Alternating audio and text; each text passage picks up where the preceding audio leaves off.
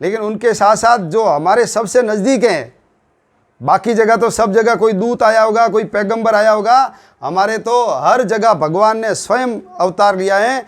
ऐसे भगवान बाबा रामदेव जी, उनकी जो ससुराल थी वो उसका नाम था उमरकोट, अमरकोट।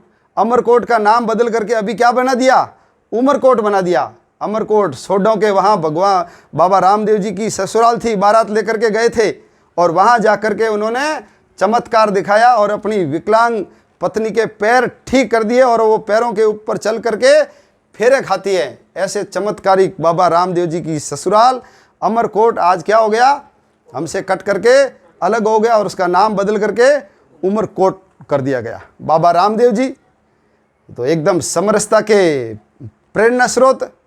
जिस समय भारत के अंदर तुगलक वंश था और पूरे देश के अंदर इनके जो मुल्ला मौलवी हमारे भोले भाले हिंदुओं को ठग ठग करके धर्मांतरित कर रहे थे, उनको मुसलमान बना रहे थे, उस समय बाबा रामदेव जी का भारत के अंदर अवतार होता है और वो समझ जाते हैं कि ये बहुत बड़ा षड्यंत्र है, इसलिए उनको रोकने के लिए उन्होंने उस समय प्रयास किए। ये चमत्कार दिखाते थे, किसी चादर पे बैठ करके उठ जाते थे और कुछ चमत्कार ऐसे दिखाते थे। तो बाबा राम जी देव जी ने कहा कि यदि हम भी चमत्कार नहीं दिखाएंगे तो इनका उत्तर नहीं दे सकते, इसलिए बाबा रामदेव जी ने बोलो कपड़े का घोड़ा उड़ाया कि नहीं उड़ाया। यदि तुम्हारी चादर उड़ सकती है तो हमारा कपड़े का घोड़ा भी उड़ सकता है। उफनते हुए दूध को बोलो उन्होंने शांत किया कि नहीं किया। डूबते हुए जहाज को बचाया कि नहीं बचाया।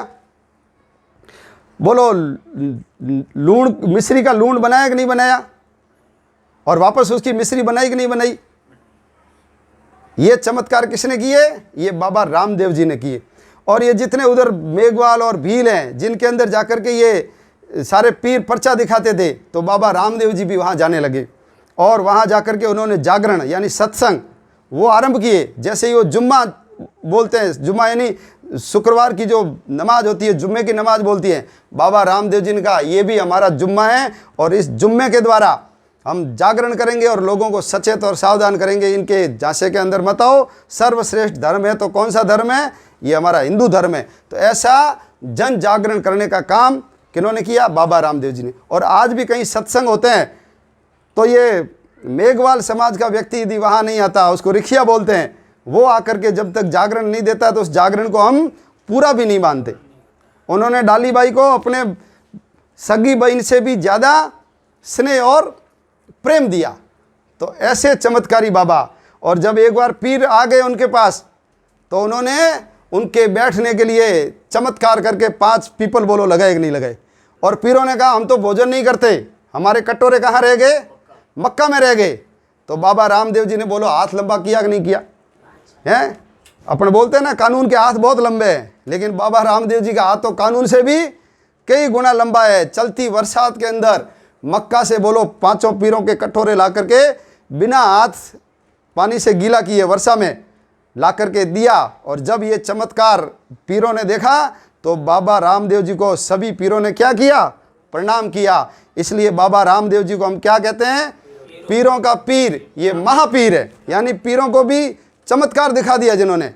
इसलिए बाबा रामदेव जी को आज हम पीर पछाड़ बाबा रामदेव जी बोलते हैं। तो अपने सामाजिक समरसता का, हिंदू एकता का और कंकर कंकर हमारा शंकर है।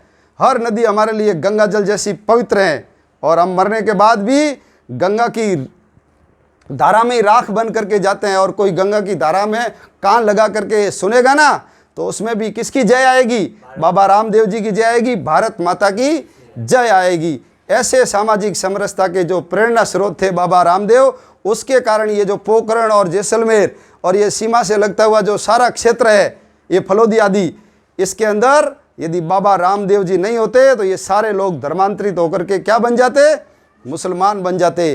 तो धर्म की रक्षा करने के लिए बाबा रामदेव जी का सहयोग अतुल्य सर्वाधिक है, ये हम सब लोग भूल नहीं सकते। लेकिन आज बाबा रामदेव जी की ससुराल हमारे पास नहीं है, वो कहाँ रह गई, वो पाकिस्तान के अंदर रह गई।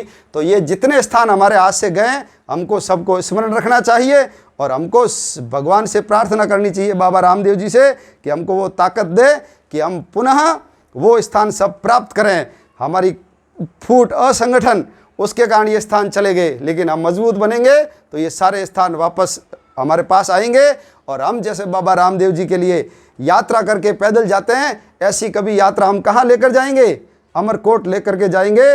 और भगवान रामदेव जी के ससुराल में भी